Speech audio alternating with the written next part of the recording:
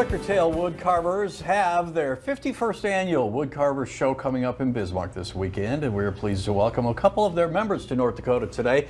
Joining us are Becky Barnes, she is the club's president, and also Dale Heglund. He's the chairperson of the show. Good to have you both here with us this morning. Thank you for having us. So glad to be here. Thank you, Wayne. You're very welcome. Now, I got to say this. You know, I knew they were coming on, and I was looking forward to this, and they said there may be some anchor or some host participation. Then I walked into the green room, and I see this chainsaw laying there, and I'm going, this may be just a demonstration from Becky and Dale. We'll wait and see. But again, welcome to you. Tell me about the show that's coming up this weekend, and 51st annual. Mm-hmm. It's amazing. In 1969, Bismarck Parks and Rec started a wood carving class. Bismarck Parks and Rec. They brought Telly Rootser, a nationally renowned artist, out of McKinsey, so just a few miles off to the east.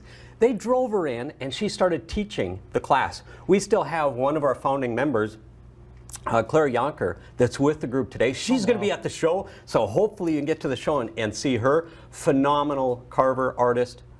So 1969 it started, 51 years ago, and what we do is we share a bit of information about the art of wood carving, and it's so different, it's so unique. There's no pattern to it, is there? I mean, everybody's got a different opinion or a different vision in their mind of what wood carving is, isn't that right? Yeah. That's one of the reasons why I ended up joining the Flickertail Woodcarvers. I started off with an art form called intarsia, which is a scroll saw art. It's basically using your scroll saw to create patterns out of wood. So instead of using, say, colored glass to make stained glass, you use different kinds of trees to make pictures. Okay, so you brought this wolf on there in honor of Wayne Wolf, right? Of course. Yeah. That is a beautiful piece, and again, it's one of those things that maybe doesn't show on television, but look at the depth and everything that goes into that. That is gorgeous.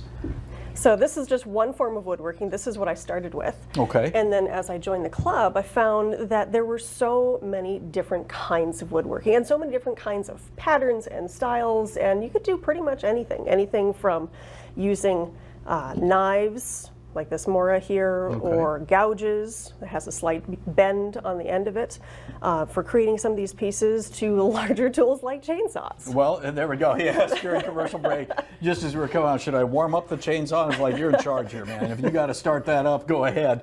We'll just run it on choke if we have to keep it running. Tell me about some of these bigger pieces over here. Yeah, love to. So Bob Pedigo, who is our program lead, and you'll get to see him at the show. This is one of his signature pieces, a bison. It's absolutely stellar. He's got a North Dakota logo with it, and really a well-known and well-sold piece. Right. If you go to the Heritage Center, you can pick those up. Exactly. You've seen it before. Another great piece of art, and look at how he's transitioned from the wolf body to a different artistic style. So everybody brings out a little bit of themselves in a different way. Before you put that down, Dale, I got a question for you. The detail here on the fur of the wolf and things like that, how long, and we're talking about an accomplished wood carver here, how long will it take someone that is that good to do a piece like this? So for Bob, it's probably a 40-hour piece. Okay, wow. That hair, those are individual cuts. Yes. He's got a bighorn sheep that he's probably got 80 hours into, that is, you can see individual hairs on this animal. Unbelievable. So even an accomplished artist. But on the timeline, to give you an idea, this eagle feather was one of our projects, and the first time you do it, it's about a 4 or 5 hour project. And now, after a little bit, half hour, 45 minutes to do something like that. But again, even that, great detail on that. Where did your interest in it come from? When did you start, and what was the, you touched on it a little bit, but where did you find the interest to do something the that whole intricate? reason that I began was actually due to getting married. So See? So I wanted to create wedding favors for some of our friends and family, and I wanted to do something special. And I had taken a stained glass class. I loved the class, but I have cats at home, and I didn't want to deal with glass shards and kitty paws. Correct. So I thought back to my grandfather, who used to do carpentry before he passed away, and I thought maybe there was some way that I could wrap his art form into stained glass. And I knew that digging through all of his scrap wood and stuff, the wood came in different colors. So I sent my uncle to the store and went and told him, go buy me like 8 different colors of wood. And he went, why? And I'm like, just do it, just do it. Don't ask questions, Don't ask just questions. do it. So he did, and I drafted some patterns, and I just jumped in whole hog. I drafted patterns, I bought a scroll saw, I just started doing stuff. and I loved it. How I long have you been absolutely doing it loved now? When did you start? I started this in maybe about 2010. Okay, so about 11 years you've been working on it. We're down to about 4 minutes here, 3 or 4 minutes, and I want to make sure we get to the chainsaw. If there's well, first of all, if you want to go through the tools that you have here, or anything else that you'd like to explain here, Dale, go ahead. We got to make sure that we get the chainsaw. Okay, love to. So the tools that Becky talked about, if you're going to carve, it's pretty simple. Just a basic carving knife is what you run with. That will get you 90% of your work. So really inexpensive to jump in and do. Let me ask you this, is there a kind of wood, talking to beginners here, is there a kind of wood that's best to start with? So there's a couple different kinds of woods that are very forgiving. They have That's what you want, forgiving. Yes. Dale has some cottonwood bark, which is extremely forgiving. It does not have a very distinct grain structure to it. It's very fun nice. and nice to carve. One of the first woods that we set our new carvers on is actually basswood. It's a softer wood, very, very forgiving grain structure in there. So this would be like a carving blank that we would give to some of our people. And then here would be a finished product. This finished product, however, is in butternut, which is another very forgiving, nice wood to carve. It's soft to carve, and it's got the bonus of when you seal it, it looks nice and shiny. Yeah, it does. It really does. It's very pretty. All right. So Fire it up. Here we some of go. the other stuff that we do, that it can be animals, That it is can be gorgeous.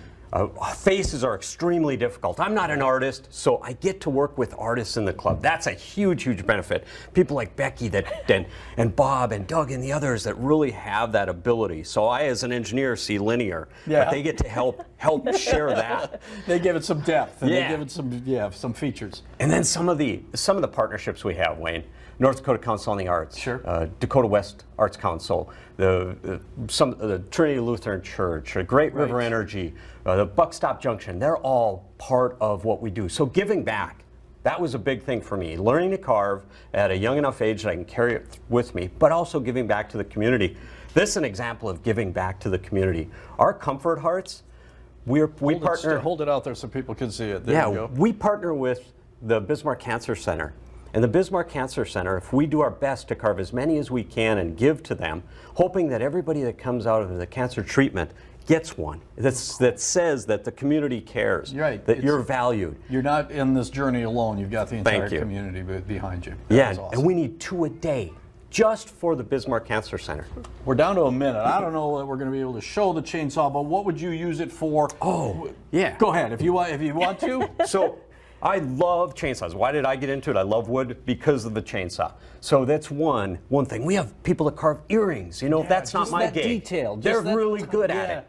So I take a project that I carve a small one, and then I try to put it on steroids with the chainsaw. Oh, cool. There you go. Yeah, that would be how I like to use the saw. So is it all with the chainsaw, or do you use some of these other tools? Nope, that is all with the 100%. chainsaw. 100% chainsaw, and then just a touch of burn and a poly finish. All right, guys, I'm sorry. You know time goes fast. Tell us again about this show that's coming up this week and other classes that you guys may have that people may be interested in. So the show is going to be on Saturday and Sunday, Right. this Saturday and Sunday, October 9th and 10th.